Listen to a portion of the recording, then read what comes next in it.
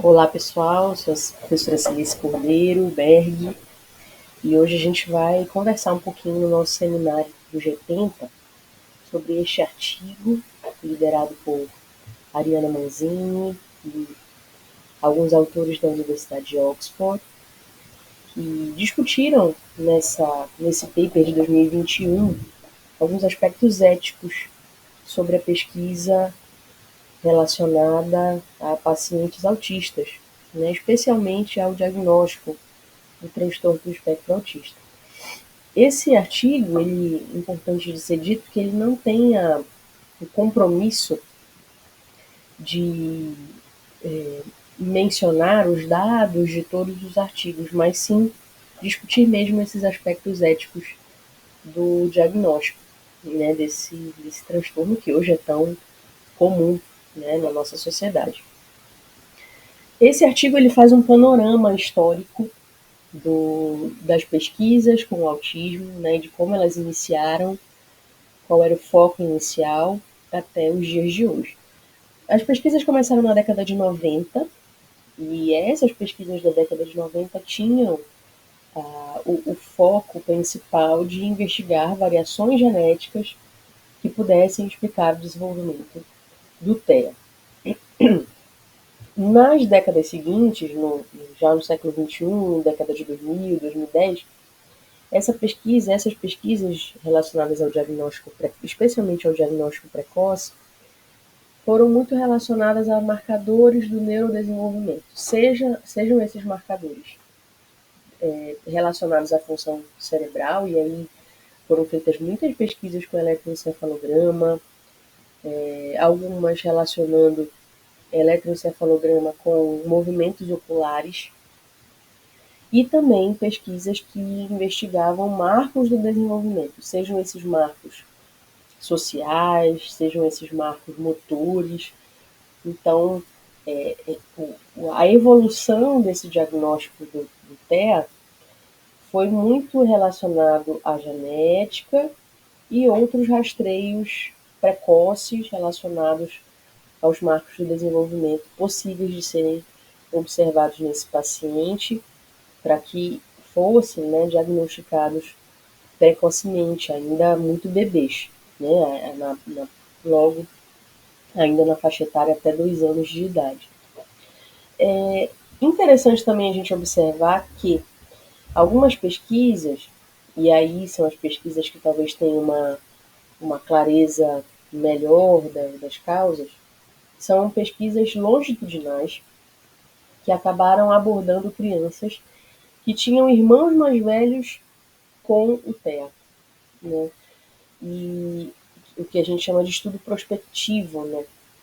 E aí eu já começo falando de um aspecto ético interessante, intrigante e reflexivo, que é a questão do acompanhamento e da prospecção, né, da predição. Achar que essa criança, por ter um irmão mais velho autista, necessariamente vai desenvolver o autismo.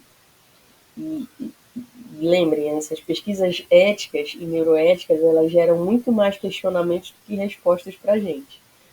Então a gente fica, né, reflexivo, será que é interessante a gente fazer um diagnóstico prospectivo ou um estudo prospectivo com essas crianças que têm irmãos que apresentam TEA?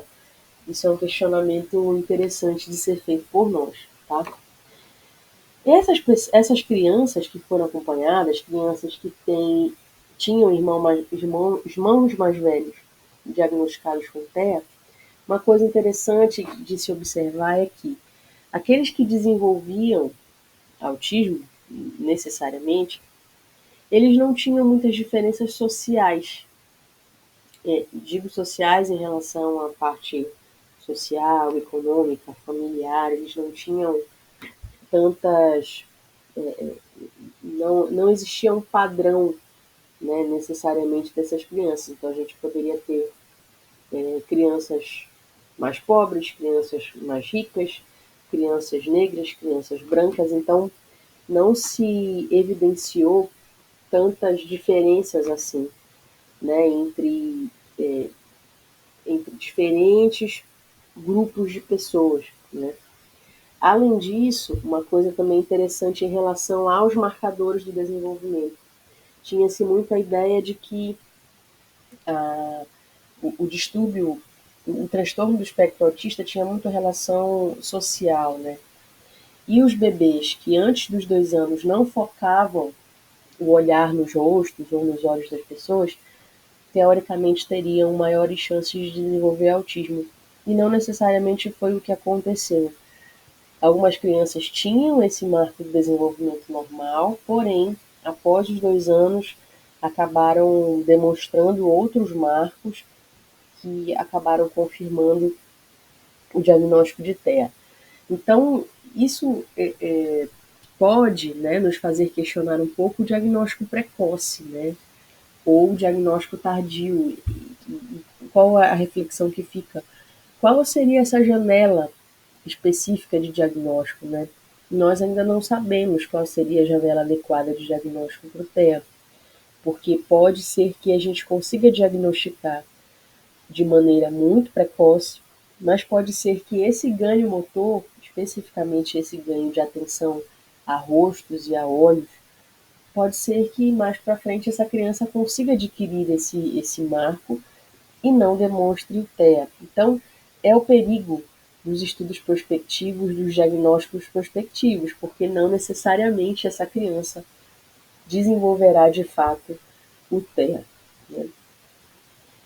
Uma coisa também interessante de se observar é que crianças com TEA têm alterações encefálicas mesmo, morfológicas. Isso inclui espessura do córtex, isso inclui atividade cerebral e a capacidade de fazer processamento de estímulos sociais e não sociais. Essas alterações são fatores interessantes de diagnóstico, de fato podem, né, parecem ser alterações aí um pouco mais comuns de crianças com TEA.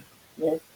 É interessante também, eticamente falando, e é muito importante também para esse diagnóstico, os médicos, né, e os profissionais que são capazes de gerar esse diagnóstico, é importante dizer que não existe um modelo mais unidimensional do diagnóstico, mas sim um modelo multidimensional que leva em consideração os fatores genéticos, os fatores familiares, os marcos do desenvolvimento, as alterações encefálicas e todo o contexto que envolve essa criança que vai ser diagnosticada com TEA.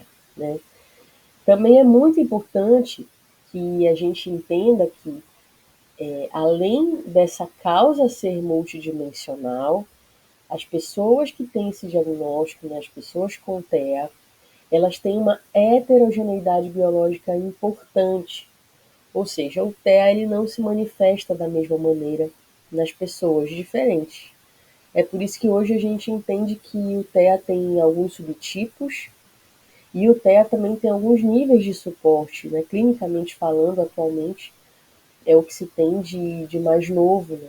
Existem níveis de suporte diferentes para pessoas, crianças, adolescentes que tenham TEA, né?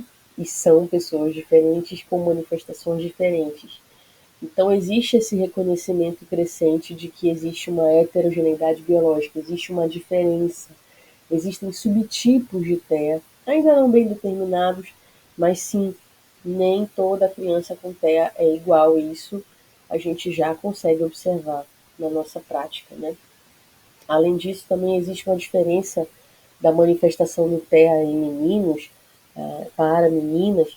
Então, tudo isso confirma que existe uma heterogeneidade biológica e existe um modelo multidimensional de diagnóstico e de tratamento para essas pessoas.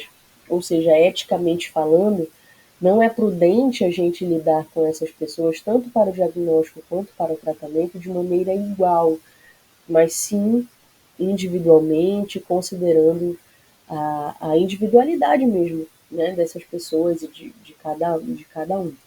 Tá? Alguns questionamentos também éticos são interessantes. Né? Tem algumas pesquisas recentes que garantem, e isso eticamente, né, olhando do ponto de vista ético e neuroético, é interessante, que As intervenções que hoje têm melhores evidências para as pessoas com TEA são aquelas intervenções que foram testadas com os pais, ou seja, os próprios pais, é claro que guiados pelos profissionais adequados, são aquelas que os próprios pais se comunicam, se envolvem e tratam os filhos, repito, sob orientação dos profissionais mais adequados. E isso necessariamente é muito bom, né? Porque não tem ninguém que a criança tenha mais confiança do que os próprios pais. Então, essas intervenções mediadas pelos pais têm sim se demonstrado, né, boas intervenções e resultados muito bons. O que não apresenta tantos resultados bons assim são aquelas intervenções que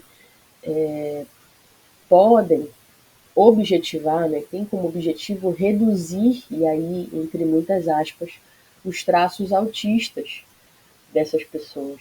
Então, eticamente falando, o foco do tratamento para pessoas com TEA, o foco das intervenções não deve ser reduzir os traços autistas dessas pessoas, mas sim tentar readequar, potencializar a funcionalidade dessas pessoas. Elas não deixarão de ser autistas. Esses traços autistas não sumirão de maneira mágica ou de maneira demorada com os tratamentos. Então, o foco dos resultados, o foco das intervenções precisa ser essa funcionalidade, né? esse melhorar da função para cada criança, adolescente autista. Eticamente falando, o grande foco precisa ser a melhoria das habilidades de comunicação, a melhoria das habilidades de interação dessas pessoas. Outras preocupações éticas, né? Acho que talvez a principal é a número 1, que é o perigo de, ao fazer um diagnóstico muito precoce, nós termos falsos positivos. E um pouco mais para frente você considera que aquela criança de fato nunca foi autista.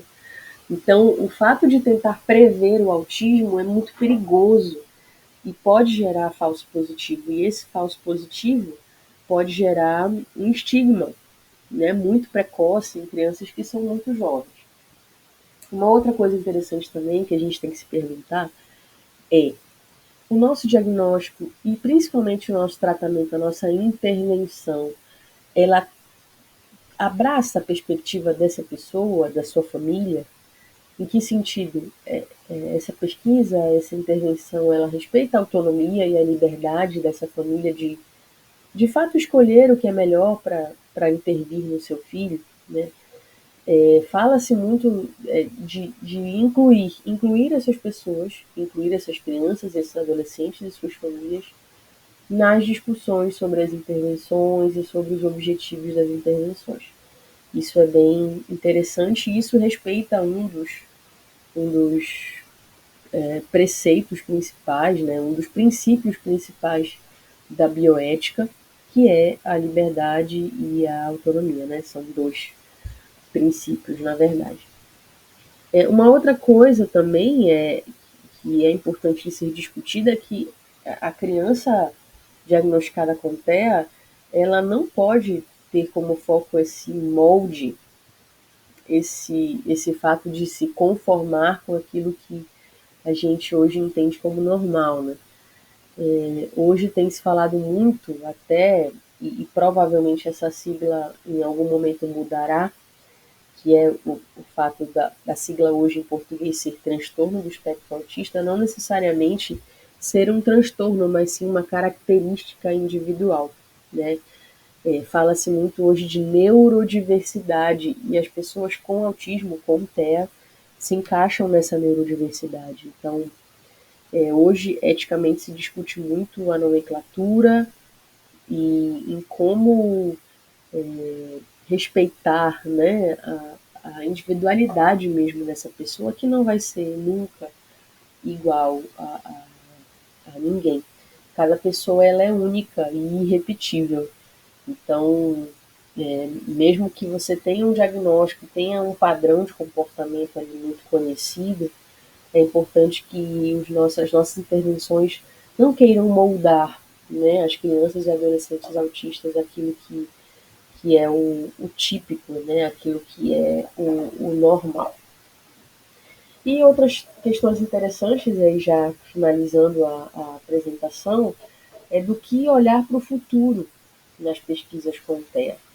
Primeiro, né, pesquisar e tentar inserir várias disciplinas, né, pessoas profissionais das ciências básicas, pessoas profissionais das ciências humanas, para que elas consigam colaborar nesse diagnóstico e nessa intervenção adequada e justa desses pacientes. Né?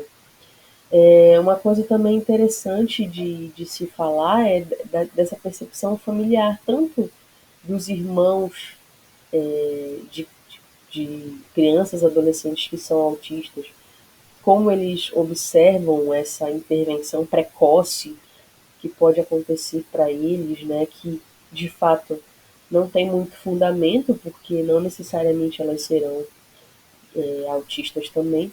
E é muito importante envolver a família, né, nessa intervenção. Como é que a família percebe, como é que é o papel da família nesse diagnóstico, nessa intervenção para essas pessoas autistas, né?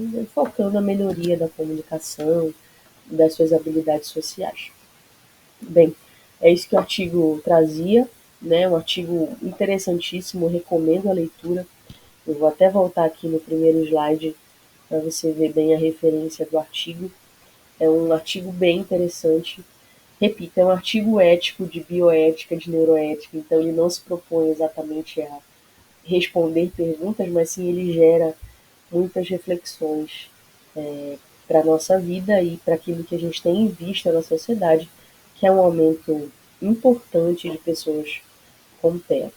E essa realidade é cada vez mais constante. Então, um abraço a todos, espero que esse artigo também ajude, né, nos seus estudos, ajude nas suas futuras pesquisas também. Até mais.